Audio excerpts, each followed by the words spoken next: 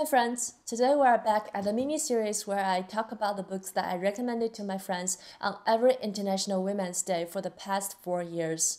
These books are the books that I read and loved, or the books that I think worth reading and planning to read about women's rights, gender and racial equality, social issues, and inspiring women's memoir. This became a ritual and a reminder to me every year that where are we come from and why there's still so much work to do. And today, let's look at the books that I recommended in 2019.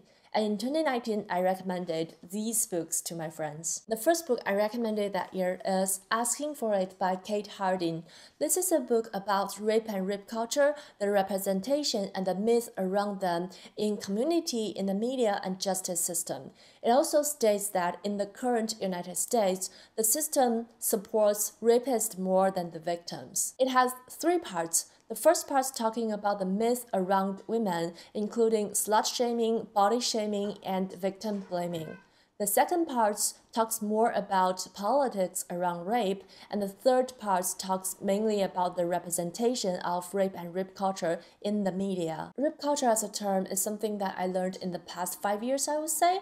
The activities of rape culture in our society, I've seen and know for years and years before. So having a clear definition of it really makes me clarify my thoughts and guided a lot of the thinkings. So that's why I recommended this in-depth research of rape culture to my friends to make us be more aware of things and make us improve. The second book I recommended that year was Anti-Woman, Black Women and Feminism by Bell Hooks. During Bell Hooks' study of gender equality, she found out that she cannot talk about gender issues without addressing the differences between races and classes.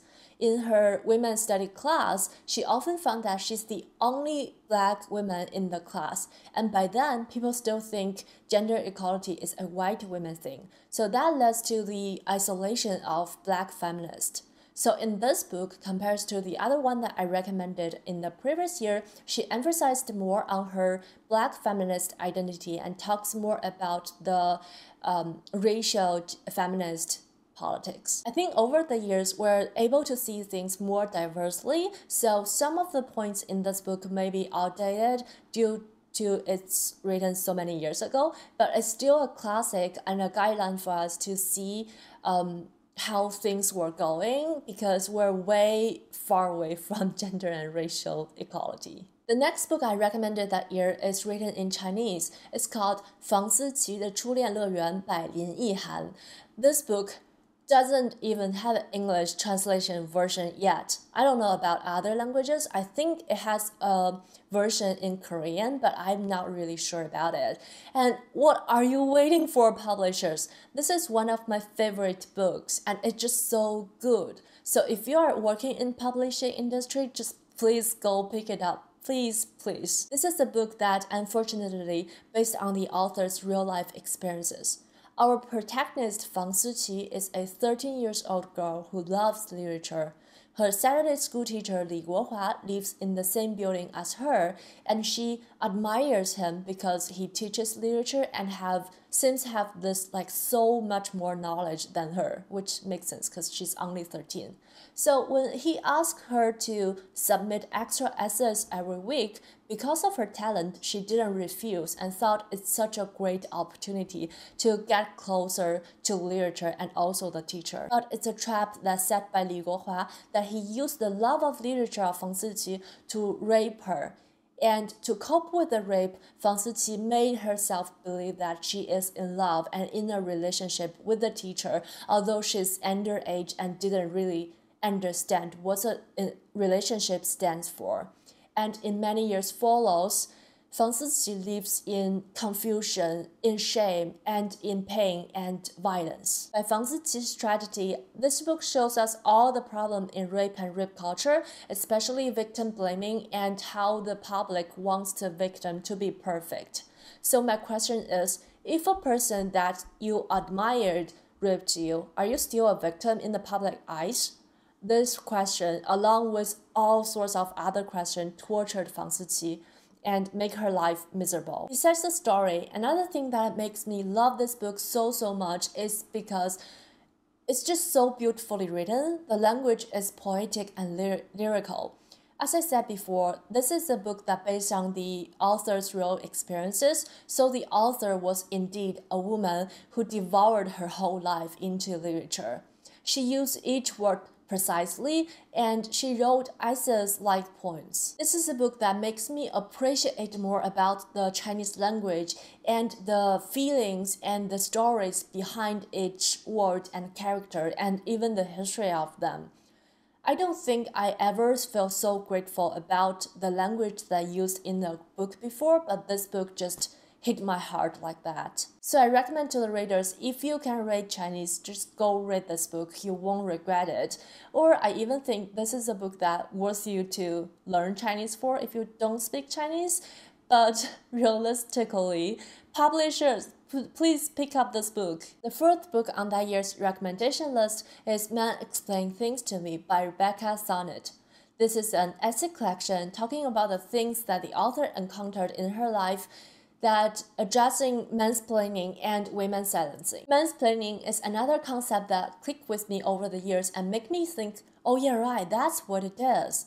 It's about men intentionally or unintentionally silence women in a condescending way because somehow men think that they have the authority to talk over women on certain topics. The book is more on a feminist 101 or 102 side. It's short and educational, and it will teach you the concept of mansplaining and give you the examples. And believe me, you see that everywhere. Following that year, I recommended Oranges Are Not the Only Fruit by Jeanette Winterson.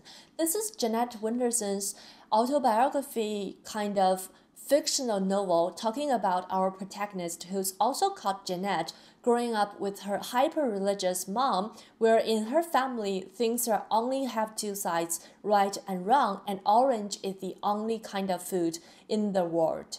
And talking about with time going on that Jeanette discovered her gay sexuality, and also she discovered that there are way more kinds of food in the world, and also being different doesn't make people wrong. This book deals with a lot of the struggles of self-acceptance and also the acceptance of how different the people around you see you. So we see that how the protagonist was trying to make peace with her mom, at least in her mind.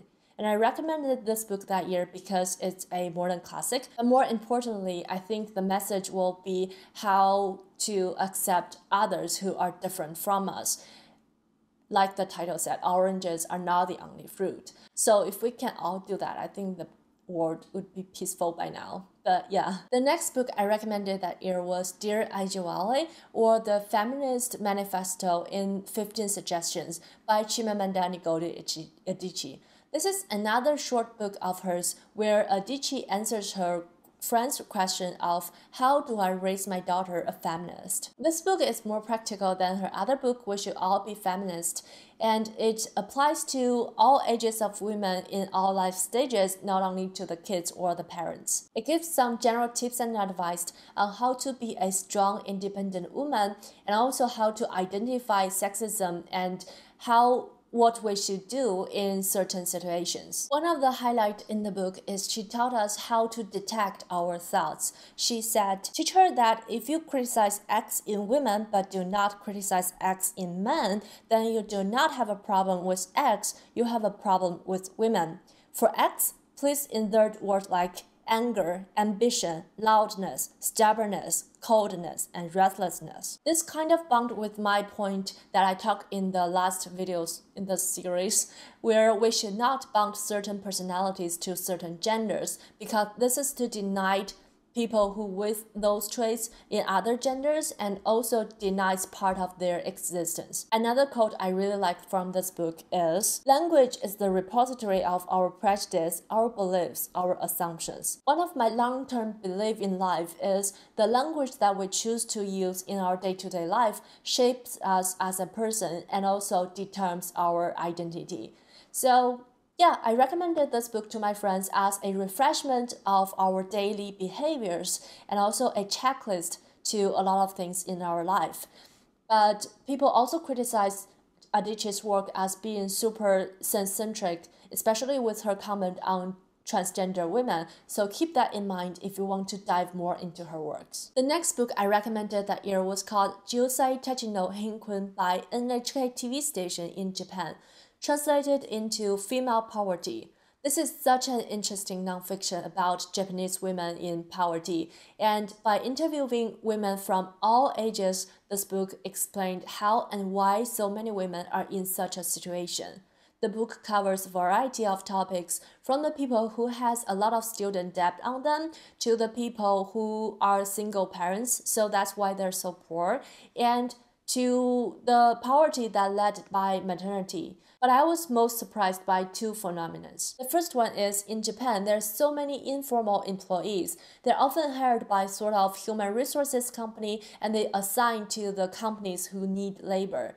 This is not new to me, but what's surprising is most of the informal employees in Japan are women, and men are often hired direct from the companies who need workers. So that leads to the results of women are paying less and they're like informal compared to the men, even though they're doing the same amount and same quality of job. And also men have more benefits as formal employees, and they do not need to worry about getting laid off as easy as women. The second one is completely different from the last one. A lot of women choose to work in a semi-sexual services industry to solve their living problems. And in the workplaces that women are labeled as products or services, they are actually grateful because they cannot get any support from other places, so they actually appreciate the work opportunity. This book shows that the problems in the Japanese society today,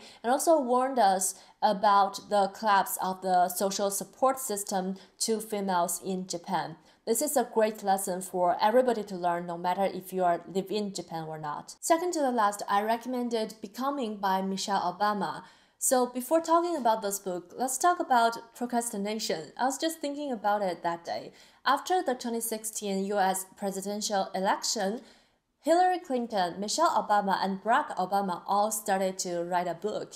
And what happened? Published in September 2017, and Becoming published in November 2018, and A Promised Land published in November last year, 2020, really shows who procrastinated more, right? Or it's just based on their plans and schedule. But Michelle did write about how Barack Obama was procrastinated after he signed his first book contract. So if that's still true for A Promised Land, that would be so funny. But the more I talk about it, the more I think it's just based on their schedule and plans.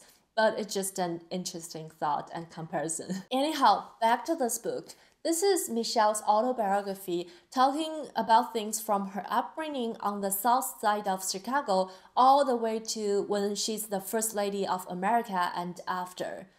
This book is about her life, thoughts, and political views, but it is not a political statement at all. It's just simply a beautiful written story about her life and work. The story she told humanized her and her husband, and I like how she didn't shy away from their differences on opinions, and also she talks about how the challenges that they're facing as a couple coming to each of the big steps that they took. And also she talks about how they dealt with working together in the White House with trying to not disturb their family life. I admired her, and also I think what's empowering is seeing her choices after her career path cross over with the things that people expected her to do as Barack Obama's wife.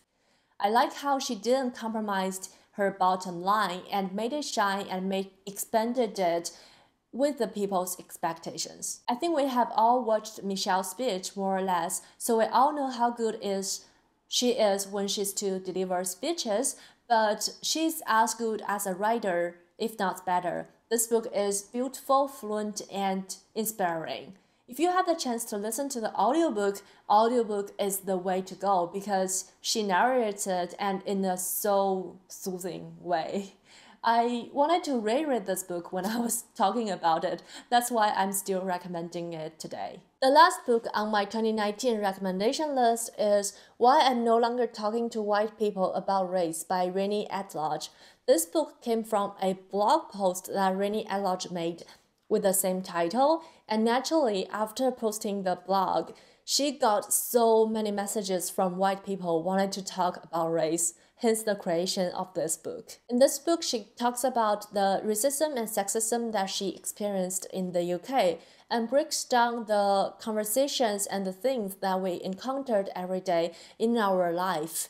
And I especially liked how she talks about privilege because personally, privilege was something that I didn't think enough about until the recent years. And I didn't think enough about how privilege can make people hold the different sides of the same story. This book is very educational and eye-opening for me, and also I think this will be another book that I want to reread in the near future. And that's all the books I recommended to my friends in 2019. So let me know in the comment down below if you have any thoughts on any of the book or have you read them, do you recommend them? And also there will be another 2 videos about this coming up in the future. I hope you enjoyed this video. Thumbs up if you like it. Check out my website/blog for more of my reading. And happy reading, stay healthy. I'll see you in my next bookish video.